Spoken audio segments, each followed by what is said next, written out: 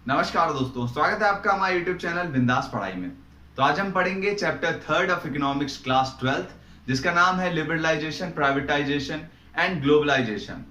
ठीक है, तो हमने पिछले वाले चैप्टर में देखा था कि भैया इंडियन इकोनॉमी जो थी वो जीरो से उठ रही थी। क्यों? क्योंकि भारत जब अंग्रेज जब भारत छोड़ के गए थे तब भारत की जो इकोनॉमी थी 0/लुल थी। अब वहां से उसको ऊपर उठाने के लिए पैसा चाहिए था, डेवलपमेंट लाने के लिए इकोनॉमी में पैसा चाहिए था। कैसे पैसा चाहिए था? क्योंकि हमारे यहाँ इंडस्ट्रीज ही नहीं थी, अब नई नई इंडस्ट्रीज खोलनी थी। ठीक है, तो इंडस्ट्रीज खोलने के लिए पैसा तो चाहिए, उसमें पैसा चाहिए था। एग्रीकल्चर सेक्टर में ग्रोथ लाने के लिए हमें किसानों को लोन बांटना पड़ रहा था, तो लोन बांटने के लिए भी पैसा चाहिए। अब नई नई टेक्नोलॉजी जैसे फर्टिलाइजर, पेस्टिसाइड्स, ये सब खरीद रहे थे किसान, तो उसके लिए भी पैसा चाहिए था भैया। तो मिला जुला के डेवलपमेंट के लिए कभी भी पैसा चाहिए होता है। ठीक है, अब यहां पे बात ये हो गई थी कि गवर्नमेंट को पैसा खर्च करना तो था क्योंकि डेवलपमेंट डाली थी कंट्री में, लेकिन गवर्नमेंट के पास जो पैसे आने के साधन थे, जैसे कि पैसा आएगा कैसे गवर्नमेंट के पास, टैक्स के थ्रू आएगा या फिर हम जो एक्सपोर्ट करेंगे उसके थ्रू आएगा। तो यहां पे क्या दिक्कत थी कि हम जो एक्सपोर्ट बिल्कुल ही कम हो रहा था हमारी कंट्री से, बाहर की कंट्रीज में एक्सपोर्ट क्यों कम हो रहा था? क्योंकि हम इंपोर्ट कम कर रहे थे। हमने देखा था पिछले वाली चैप्टर में कि इंपोर्ट सब्स्टिट्यूशन पॉलिसी हमने अपनाई थी कि भैया इंपोर्ट कम करना है हमें। तो अगर किसी कंट्री से हम इंपोर्ट नहीं करेंगे तो वो कंट्री काहे हमारा माल लेगी? हम उसको, अगर उसका माल हम नहीं लेंगे तो वो हमारा माल क्यों लेगी? वो तभी हमारा माल लेगी जब हमारा माल उसके कंट्री में जो बिक रहा है उसके मुकाबले में सस्ता होगा। लेकिन हमारी कंट्री में नई नई इंडस्ट्रीज खुल रही थी, अब वो जो माल बना रही थी वो महंगा था as compare to developed countries के। तो यहाँ पे हमारे यहाँ से जो एक्सपोर्ट हो रहा था माल का वो बहुत कम मात्रा में हो रहा था। ठीक है, तो यहां पे दिक्कत ये थी कि गवर्नमेंट के पास पैसा आने का साधन बहुत कम था, लेकिन पैसा खर्च करने का साधन बहुत सारे थे। डेवलपमेंट के एरिया में पैसा खर्च करना था गवर्नमेंट को, लेकिन गवर्नमेंट के पास पैसा आएगा कहां से? गवर्नमेंट के पास पैसा आ ही नहीं रहा था। तो गवर्नमेंट ने क्या किया? यहाँ पे गवर्नमेंट ने लिया लोन। इस जो कमी थी, डेफिसिट जो था, कमी, उसको पूरा करने के लिए गवर्नमेंट ने लोन लिया। अब लोन किससे लिया? लोन 3 जगहों से लिया जा सकता है गवर्नमेंट के द्वारा।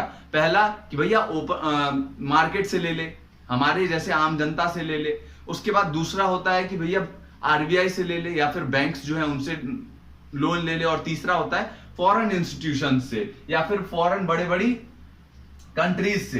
तो भैया यहाँ पे इंडिया ने लोन लिया, बहुत सारी कंट्रीज से लोन लिया इंडिया ने कि भैया हमें डेवलपमेंट करना है अपनी कंट्री में, तो आप थोड़ा सा लोन दे दीजिए हमें। बहुत सारी कंट्रीज ने लोन दे भी दिया, बहुत सारे फॉरेन इंस्टीट्यूशन ने भी इंडिया को लोन दे दिया डेवलपमेंट के लिए। अब भैया डेवलपमेंट में खर्च कर रहा था इंडिया। ठीक है, अब यहाँ पे किसी चीज में भी जब डेवलपमेंट हम करते हैं तो जल्दी से वापस पैसा आने की उम्मीद नहीं करते हैं। पैसा जो वापस रिटर्न जो मिलता है हमारे खर्च करने का, वो बहुत धीरे धीरे मिलता है। अब इंडिया के पास पैसा आ ही नहीं रहा था तो वो कर्ज वापस कैसे चुकाएगा? अब वापस चुकाने के लिए इंडिया के पास कर्ज की, पैसे की कमी हो गई थी, बहुत ज्यादा तंगी हो गई थी गवर्नमेंट के पास। किस टाइम पे? 1980s के टाइम पे बहुत ज्यादा तंगी हो गई थी पैसे की। भैया पैसा था ही नहीं गवर्नमेंट के पास, लेकिन यहाँ पे खर्च तो करना था गवर्नमेंट को डेवलपमेंट प्रोजेक्ट्स में, क्योंकि अगर खर्च करना बंद कर देगी तो बिल्कुल ही थप से बैठ जाएगा इकोनॉमी। तो भैया खर्च करना था, अब पैसा है नहीं गवर्नमेंट के पास, तो लोन भी ले लिया। अब लोन भी कितना लेगा?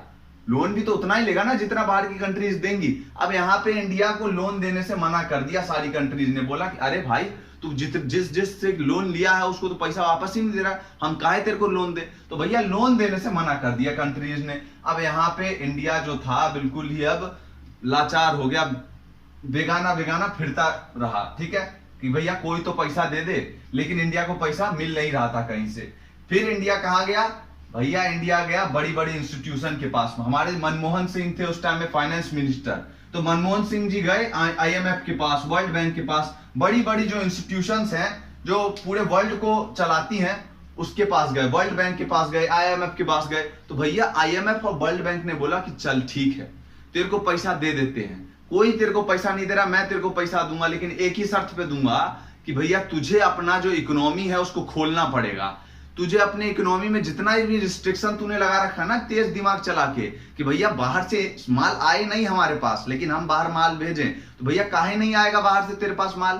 पूरे इन लोगों का मोटिव क्या रहता है कि पूरी कंट्री को एक ग्लोबलाइजेशन करना, कि भैया एक कंट्री को दूसरे से जोड़ना, दूसरे को तीसरे से जोड़ना। तो भैया इन लोगों ने बोला कि तू अपनी इकोनॉमी को खोल, ठीक है, ये जो तूने रेस्ट्रिक्शन लगा रखे है ना इंपोर्ट के ऊपर कि भैया बाहर से माल हमारी कंट्री में आए ना, तो उसको तू खोल, तभी हम तेरे को पैसा देंगे। तो इन लोगों ने, भाई इंडिया था बेचारा उस टाइम में बहुत ज्यादा परेशान, तो इंडिया ने बोला चलो ठीक है भाई लिबरलाइजेशन कर देते हैं। लिबरलाइजेशन का मतलब यही है कि जितने भी रिस्ट्रिक्शंस हैं ट्रेड में, बाहर से इंपोर्ट होने में माल को या फिर एक्सपोर्ट होने में हमारी कंट्री से, वो सारे रेस्ट्रिक्शंस हटा देना, उसी को बोलते हैं लिबरलाइज कर देना इकोनॉमी को, ठीक है। तो यहाँ पे भारत जो था उसने बोला कि ठीक है भैया तुम लोगों ने हमें पैसा दिया है, हम तुम्हारी बात मानेंगे, बिल्कुल हम अपनी इकोनॉमी को खोल देंगे, लिबरलाइज कर देंगे, बिल्कुल बढ़िया से रेस्ट्रिक्शन जितने भी हैं हमारे वो रेस्ट्रिक्शन सारे हटा देंगे। अब आईएमएफ ने ये भी बोला और वर्ल्ड बैंक ने कि भैया गवर्नमेंट जो पूरा कंट्रोल कर रहा है ना, गवर्नमेंट तू जो पूरा अपनी इकोनॉमी को कंट्रोल कर रहा है, तो तू कंट्रोल मत कर, मार्केट के ऊपर छोड़ दे कि भैया इकोनॉमी कैसे चलेगी। तू इकोनॉमी कंट्रोल कर रहा है तभी तू इतना पैसा खर्च कर रहा है, तभी तेरे को कर्ज लेने की जरूरत पड़ रही है। तू मार्केट के ऊपर छोड़ दे, तू कुछ पैसा खर्च मत कर डेवलपमेंट के ऊपर, अपने आप तेरी इकोनॉमी का डेवलपमेंट होगा। तो गवर्नमेंट बोलता है अच्छा जी चलो ठीक है भाई ये भी करके देखते हैं, तुम जो बोल रहे हो, हम अपना जितना भी कंट्रोल है, थोड़ा सा कंट्रोल जो है पूरा इकोनॉमी पे जो हमारा कंट्रोल है उसको थोड़ा कम कर लेते हैं। गवर्नमेंट ने बोला ठीक है भाई कर लेंगे हम कम। तो यहाँ पे आईएमएफ और वर्ल्ड बैंक ने यहाँ पे यही पॉलिसीज रखी कि अपने आप अपनी जो इकोनॉमी है उसको पूरा लिबरलाइज करो कि भैया इंपोर्ट होने दो, एक्सपोर्ट होने दो, फ्रीली इंपोर्ट एक्सपोर्ट होने दो माल का। और उसके बाद जितने भी रिस्ट्रिक्शन तुमने लगा रखे हैं इंडस्ट्रीज में कि भैया बाहर से आके कोई हमारे यहाँ अपनी इंडस्ट्री चालू नहीं कर सकता, ये सब हटाओ यार, ये सब सही नहीं है। अब जो दुनिया है वो आगे बढ़ रही है और तुम रिस्ट्रिक्शन लगा के रखे हो। तो यहाँ पे रेस्ट्रिक्शन भारत ने क्यों लगा के रखा था? जिससे कंपटीशन का सामना ना करना पड़े भारत को। भारत की इंडस्ट्रीज जो थी वो भी बच्चा इंडस्ट्रीज थी कि भैया आपने देखा होगा बंदर के बच्चे अपने जब पैदा होते हैं उनके बच्चे तब उनको अपने सीने से लगा के रखते हैं। तो यहाँ पे वैसे ही गवर्नमेंट जो थी उसने सारी इंडस्ट्रीज को अपने सीने से लगा के रखा था कि भैया छोटा छोटा बच्चा सब है, नन्हा मुन्ना बच्चा सब, इन सबको अगर कंपटीशन में झोंक दूंगा ये सब तो मर जाएगा बेचारा। तो यहाँ पे इसीलिए इसने रिस्ट्रिक्शन लगा के रखे थे कि भैया बाहर से कोई माल हमारे यहाँ ना आए सस्ता, क्योंकि डेवलप कंट्री से जो जब माल आएगा तो वो सस्ता होगा एज कंपेयर टू इंडिया की जो सामान है उसके। तो इसीलिए रिस्ट्रिक्शन लगा के रखे थे। अब यहाँ पे ये लोग बोल रहा था कि अपना बच्चा सबको अब बहुत तुम लोग पाल लिया, अब इसको बाहर कंपटीशन में झोंको। तो यहाँ पे इंडिया ने जो है नया पॉलिसी लाया, न्यू इकोनॉमिक पॉलिसी लाया, उसके बारे में जानते हैं, ठीक है। तो यहाँ पे हमने देखा था कि भैया इंडिया के पास इतना भी पैसा नहीं था कि वो अपने जो डेली एक्सपेंसेस है उसको मीट कर पाए, ठीक है। तो इसीलिए वो गया आईएमएफ से पैसे मांगने। अब आईएमएफ ने बोल दिया कि भाई हम आपको पैसे तो दे देंगे, लेकिन अब इसके बदले में आपको एक वादा करना पड़ेगा कि भैया आप अपनी इकोनॉमी को खोल दोगे, ठीक है। ये जो जितने भी रिस्ट्रिक्शन है इंपोर्ट के ऊपर या एक्सपोर्ट के ऊपर उसको खत्म कर दोगे, ठीक है। तो यहाँ पे इंडिया ने बोला ठीक है भाई पैसा मिल रहा है तो अब क्या करें, खोल देंगे, चलो भाई जो बोलोगे वो कर देंगे बिल्कुल। तो यहाँ पे इंडिया ने न्यू इकोनॉमिक पॉलिसी लाई, ठीक है, कंट्री में। और इस न्यू इकोनॉमिक पॉलिसी में दो तरीके के मीजर अपनाए, ठीक है। यहाँ पे पहला मीजर था स्टेबलाइजेशन मीजर। स्टेबलाइजेशन मीजर में क्या था, ये जो था एक शॉर्ट टर्म मीजर था, ठीक है। ये आपको पेपर में पूछ सकता है कि स्टेबलाइजेशन मीजर शॉर्ट टर्म है और या फिर structural reform policy long term है या शॉर्ट टर्म है, ये बताइए। तो यहाँ पे इंपॉर्टेंट है, याद रखिएगा। स्टेबलाइजेशन मीजर जो था वो शॉर्ट टर्म मीजर था। किसके ऊपर एम कर रहा था, क्या चाहता था इसमें कि भैया करेक्ट करना चाहता था वीकनेस किसमें, बैलेंस ऑफ पेमेंट में। अब आईएमएफ ने बोला और वर्ल्ड बैंक ने बोला कि भैया इतना काहे खर्च कर देते हो, जितना तुम्हारे पास पैसा ही नहीं है, जो तुम्हें लोन लेना पड़ता है बाकी देशों से, भैया इतना खर्चा ही मत करो ना, डेवलपमेंट तो हो ही जाएगा धीरे धीरे, इतना खर्च काहे कर रहे हो इकोनॉमी के ऊपर, इतना ज्यादा ही खर्च कर रहा था इंडिया, ठीक है। तो यहाँ पे क्या बोला कि आप अपना बैलेंस ऑफ पेमेंट जो है, जितना रिसिप्ट आ रहा है, जितना आपके पास पैसा आ रहा है और आप जितना खर्च कर रहे हो उसके बीच में बैलेंस बना के रखो भैया। अंधाधुंध खर्च मत करो कि भैया आने का स्रोत है नहीं पैसा और फालतू में खर्च करते जा रहे हैं। आ रहा है पैसा, पैसा कमा रहा है 10 रुपया और खर्च कर रहा है 50 रुपया, तो ऐसे थोड़ी ना चलेगा इकोनॉमी। और उसके बाद क्या कहा, इन्फ्लेशन की सिचुएशन आ गई थी, क्योंकि भैया कंट्री के पास पैसा ही नहीं था बिल्कुल। तो यहाँ पे सामानों का अब पैसा ही नहीं है देने के लिए भारत के पास, बाकी के देशों के जो कर्ज लिया है, तो तो क्या करेगा, वो दाम बढ़ा देगा चीजों का। तो यहाँ पे इन्फ्लेशन आ गया था भैया उस टाइम इकोनॉमी में, ठीक है। तो यहाँ पे शॉर्ट स्टेबलाइजेशन मेजर जो था वो इन्हीं दोनों चीजों को करेक्ट करने के लिए था। पहला तो इन्फ्लेशन को कम करने के लिए और बैलेंस ऑफ पेमेंट को अपना बनाने के लिए कि बैलेंस बनाओ पेमेंट के ऊपर, ठीक है।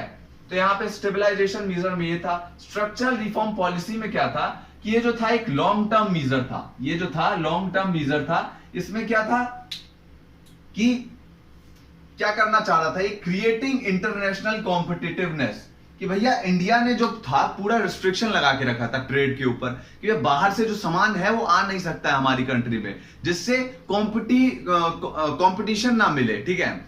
किसको, जो इंडिया के डोमेस्टिक इंडस्ट्रीज हैं उनको कंपटीशन का सामना ना करना पड़े, क्योंकि वो बच्ची इंडस्ट्रीज थी, नई नई उभर रही थी वो सारी इंडस्ट्रीज। अब आके वो दानव सब, क्योंकि बड़ी बड़ी इंडस्ट्री थी भैया बाहर की कंट्रीज की, तो वो सब आके यहाँ पे पूरा ही कंट्रोल कर लेगी, तो ऐसे थोड़ा ना चलेगा। तो यहाँ पे इसलिए कंपटीशन को कम करने के लिए भारत ने बहुत सारे रेस्ट्रिक्शन लगा के रखे थे ट्रेड के ऊपर, जिससे बाहर से सामान ना आ सके। तो यहाँ पे दूसरा जो ये स्ट्रक्चरल रिफॉर्म पॉलिसी था वो इसलिए था जिससे रेस्ट्रिक्शन जितने भी हैं उनको हटाया जाए और इंटरनेशनल कॉम्पिटिटिवनेस बनाया जाए हमारी इंडियन इकोनॉमी में।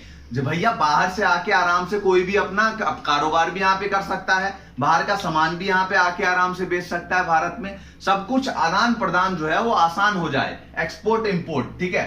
तो यहाँ पे रेस्ट्रिक्शन हटाने के लिए कहा, removing restriction on various fields of economy, क्योंकि बहुत सारी जगह पे रिस्ट्रिक्शन लगा के रखे थे। यहाँ पे हमने पिछले चैप्टर में पढ़ा था कि लाइसेंस वाला सिस्टम ला दिया था इंडस्ट्रीज को खोलने के लिए, ठीक है। तो यहाँ पे बहुत सारे रेस्ट्रिक्शंस थे, उनको हटाने के लिए कहा था क्या, स्ट्रक्चरल रिफॉर्म पॉलिसी में जो था वो उन सारे रेस्ट्रिक्शन को हटाने के लिए था और इंटरनेशनल कंपटीशन बनाने के लिए कंट्री में था, ठीक है। तो यहाँ पे ये जो न्यू इकोनॉमिक पॉलिसी है उसको 3 फेज में इंप्लीमेंट किया गया। पहला जो था वो था लिबरलाइजेशन, दूसरा था प्राइवेटाइजेशन और तीसरा था ग्लोबलाइजेशन। तो यहाँ पे आने वाली वीडियोस में हम आराम से कवर करेंगे इन तीनों को, ठीक है, बढ़िया से पढ़ेंगे। तो इस वीडियो में केवल इतना ही। धन्यवाद आपका इस वीडियो को देखने के लिए। अगर आपको वीडियो पसंद आई हो तो प्लीज वीडियो को लाइक कीजिए, शेयर करिए एंड चैनल को सब्सक्राइब करिए। धन्यवाद।